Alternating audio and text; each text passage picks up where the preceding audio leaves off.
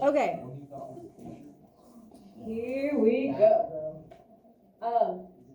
So we just got done looking over forces and balanced forces, unbalanced forces. And so we're going to move on to Newton's 3 laws of motion. The first law we actually covered last year. So as we get to it, it should sound a little familiar. But it says that an object in motion will stay in motion and an object at rest is going to stay at rest. Anybody remember what this is called? It's a weird word. We did have it last year. Inertia. Good. So the hardest part about inertia, it's easy to think, okay, if an object's at rest, it's going to stay at rest, right? We understand it's going to take a force to get that moving, an unbalanced force acting on that object to change its motion and get it moving.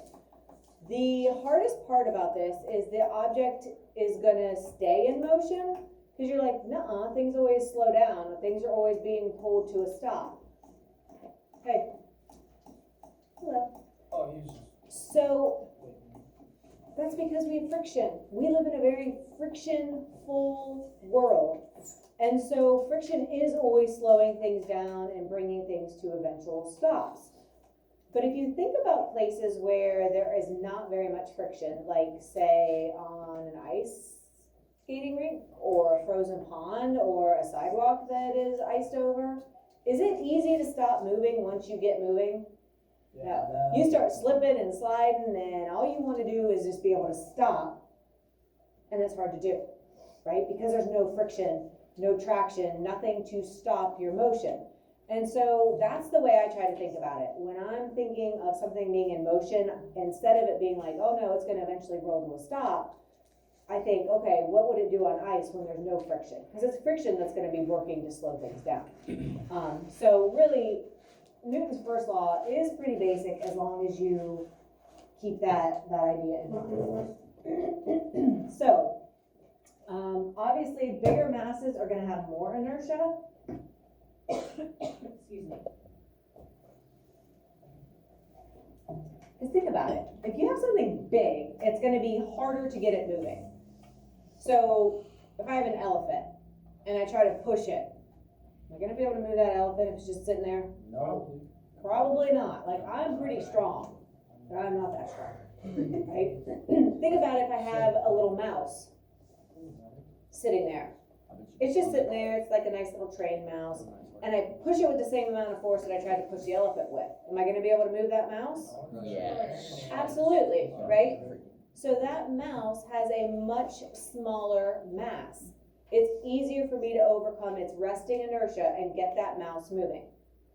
Here's the other example. What if I have a semi and a little sports car, and they both are rushing, like going down the road, maybe 55 miles per hour, and a dog is running like out in front of the vehicles? Which vehicle is going to have a better chance of stopping and not hitting that poor, helpless little dog? Who thinks that the semi will have a better chance of stopping? Who thinks that the sports car? Thank you, realistic people. Obviously, and the reason is... A sports car, a dog, or a Mack truck? That wasn't the question. But it's got better braking capability because it's a bigger vehicle. So when it slams on the It'll brake, be done. that trailer's gonna whip around and jackknife, and then it's just gonna stop You've been watching some Fast and Furious stuff? What's Yeah. going on here? That has to end very. Brookston got a little too much sleep over a break That's or what something. I'm thinking. Whew. I'm stopping Okay. that Mack truck faster than that will. Okay, so you want to be our guinea pig and stand out there in Pay front of attention to them? your surroundings and you won't hit the dog. Miata is a sports car. Okay, hey, So smart. I'm glad you guys are awake today, Eh, which is good. But I'd take a nap. stay on track. So, larger mass, definitely harder to get moving and definitely harder to stop. Actually, yeah, you aren't too totally far off. So my nephew just bought a Dodge Charger, like Scat Pack, I don't know, like some big fancy. And so my husband's like, all right, let's go for a drive. And my husband drives trucks. Like we always have our dually with pulling our horse trailer, and he drives a dump truck. So like he's used to braking with things like that, have a lot of mass to them.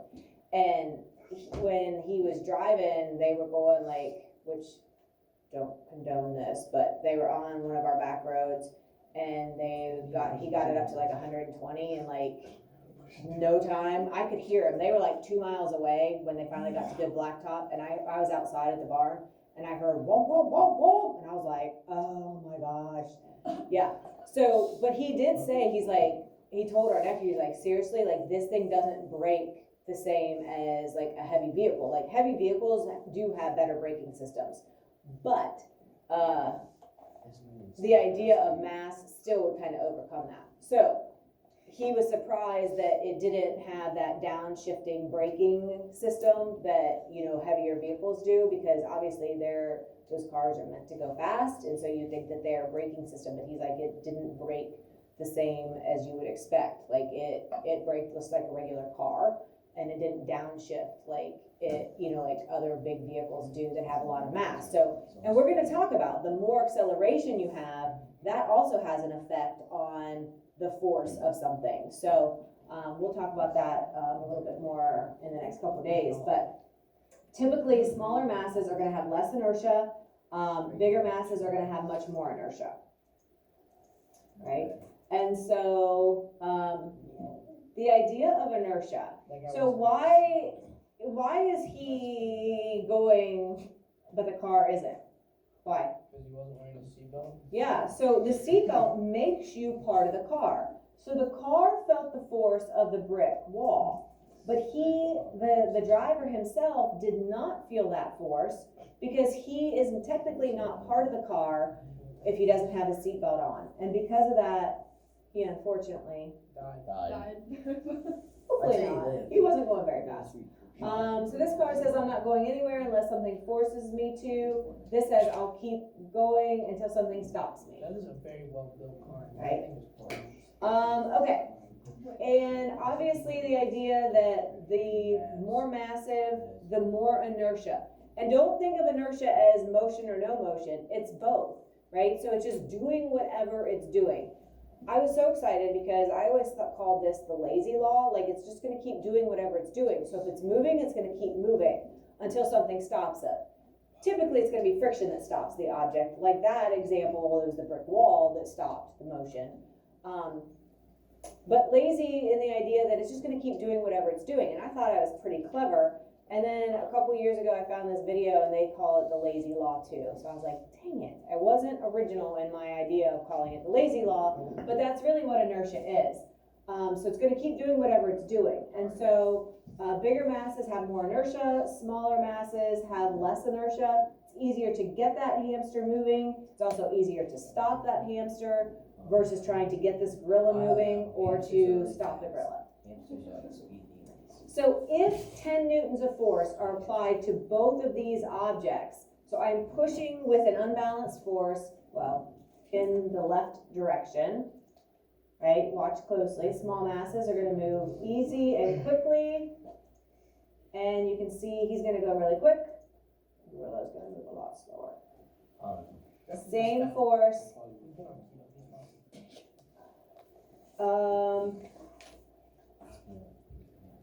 Wait a minute.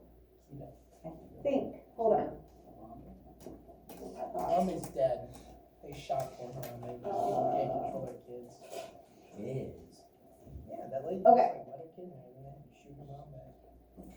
Newton's second law is going to talk about forces, mass, and acceleration. Now that we know larger masses have a larger inertia, meaning they're going to keep doing what they're doing.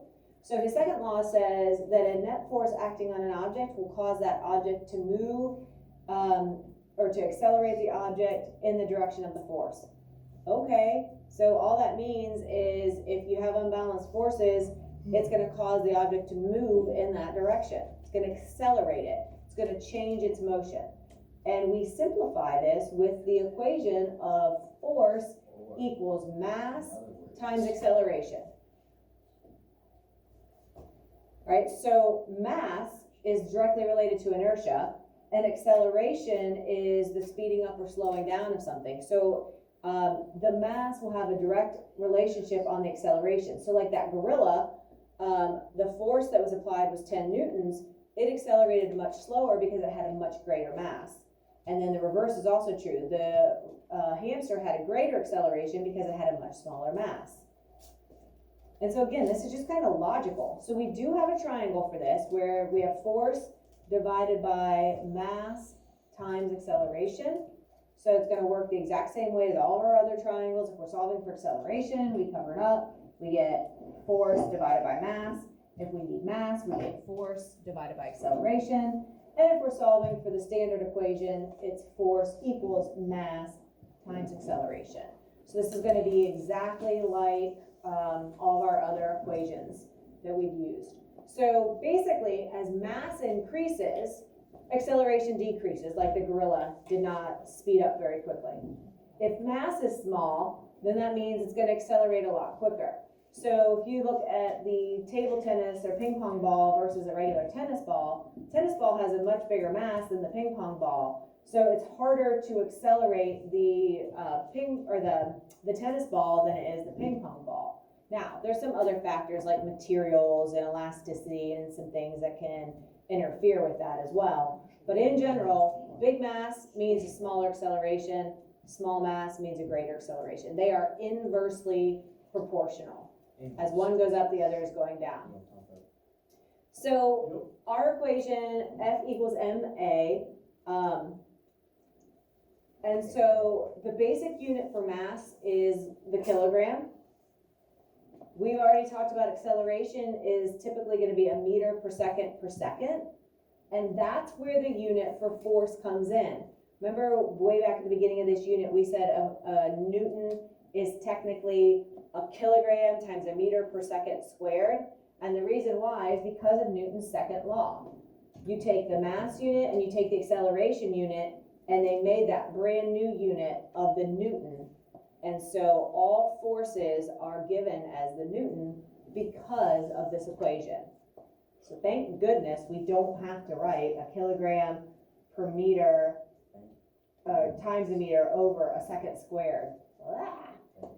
Yes, thank goodness. Somebody was being nice to us.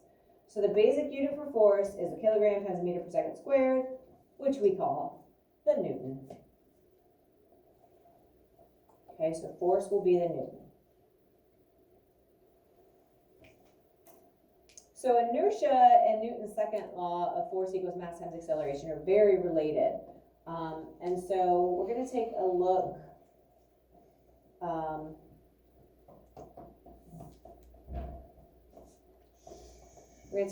at that here with some videos.